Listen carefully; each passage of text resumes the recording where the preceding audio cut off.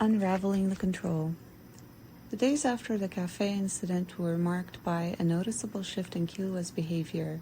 He still wore his usual cocky smile, but there was something more assertive about it.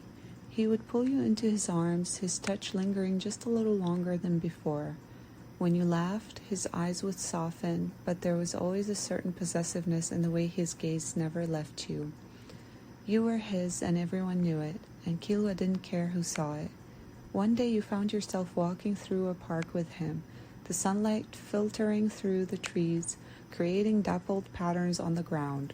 You noticed that Killua's hand had slipped into yours without a word, and he kept it there, possessively tight, as if to ensure that no one could come between you. "You're not planning on going anywhere, are you?" he asked suddenly, his voice low but steady. You glanced up to him, his blue eyes locked on yours with an intensity that sent a shiver down your spine. "What do you mean?" His grip tightened slightly, his thumb brushing over your knuckles as he leaned closer. I need to know. I'm not used to this, to having someone I care about so much."